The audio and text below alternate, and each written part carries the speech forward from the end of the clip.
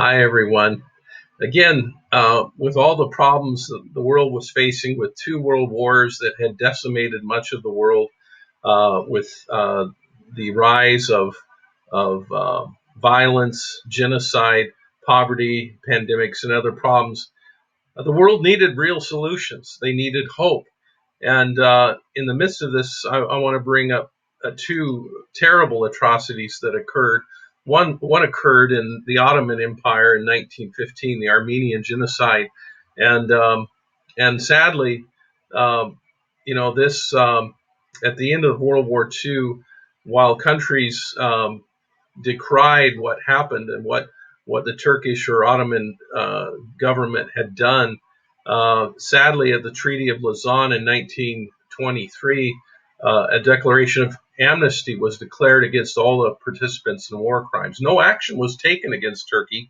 And interestingly, Alistair McGrath says in your textbook, he says this: no action was taken against Turkey, leading many, such as Adolf Hitler, to conclude that the international community was prepared to tolerate such acts of genocide.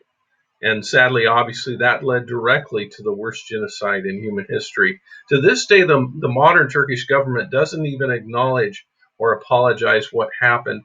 And any attempt by the US or the UN or the European Union to address this issue has been met with severe political repercussions by the Turkish government.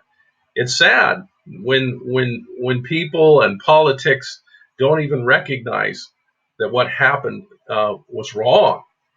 But I'll give you another story that hopefully can give you some hope.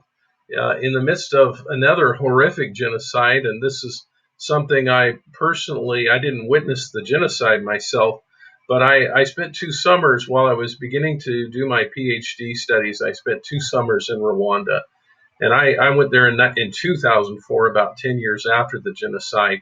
But I found something interesting. I expected to find a country that was still reeling from the effects of genocide, but I found something quite different.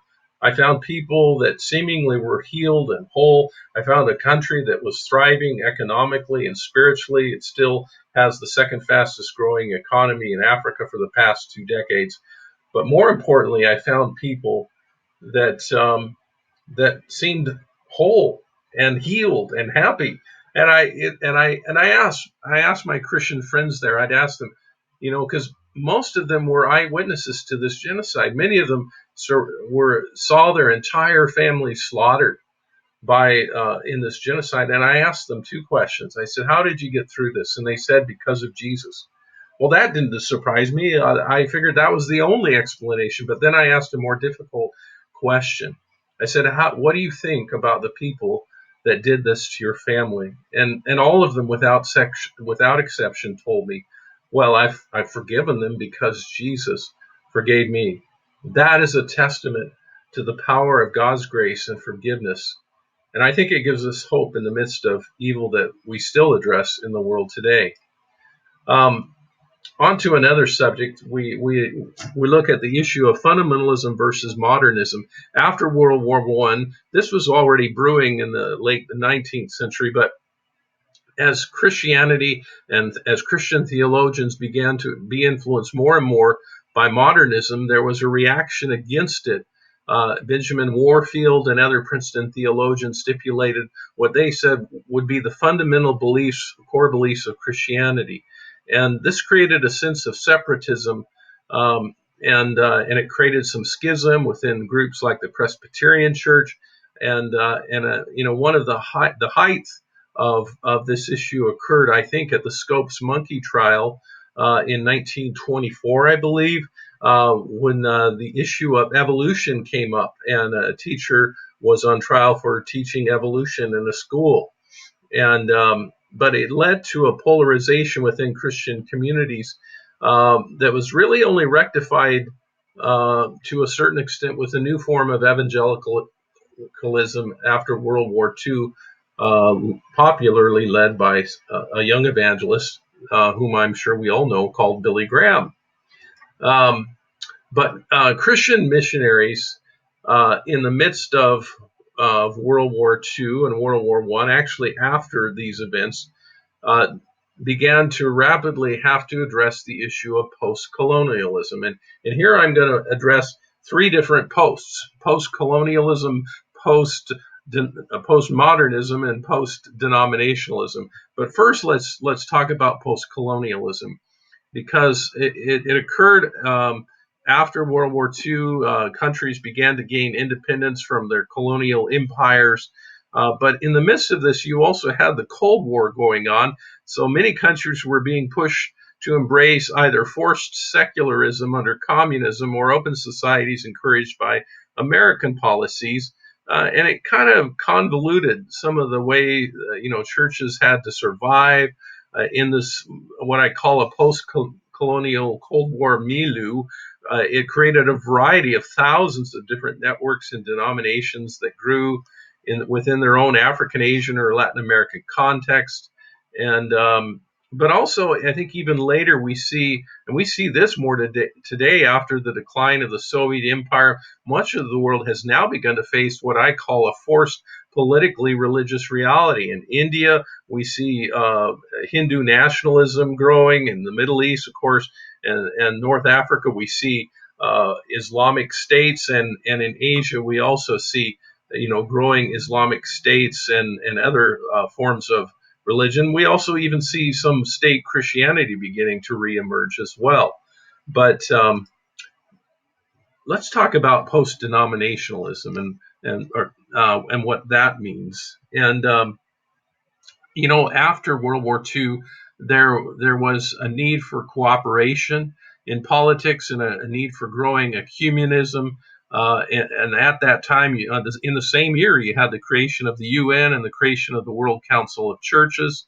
There was also other groups that were created. Actually, the World Evangelical Alliance was created much earlier, but around the same time the World Council of Churches was formed, you had the Pentecostal World Fellowship, and then later the Pentecostal Charismatic Fellowship that emerged. And then after that, you had the Second Vatican Council, which began to create dialogue between Roman Catholic Christians and other Protestant Christians in the world today. One of the most vibrant and ongoing dialogues in that group is the Pentecostal Catholic dialogue. Something else began to emerge at this time. With this growing need for ecumenism, there was a sense of something called post-denominationalism, where people really began to, they saw, increasing segmentation in the world, in spite of this desire for ecumenism. And they saw really a seeming failure of organizations and denominations to create effective solutions for accommodating biblically mandated functions like missions and other groups. So they, started to identify themselves outside of their own denominational context. So, an example of that. Let me ask, those of you listening to this, can you identify your own church's historically denominational background, if any? Most churches today in the last decade or two have renamed their churches, even if they're Baptist or Assembly of God or Foursquare, or Lutheran. Most of them have rebranded themselves, and even those out. But the fastest growing segment of churches today are those that really have no historical connection.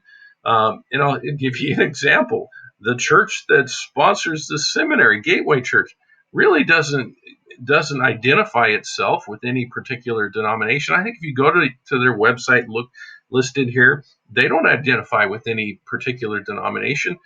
Certainly, you by their beliefs, you could surmise that they embrace renewal theology. They're part of probably what I would call the third wave of or neo-charismatic Christianity. But anyway, it's affected all of Christianity today. And now we're running out of time again, so we're going to have to make this 3 segments for this lecture. Okay? See you in a few minutes.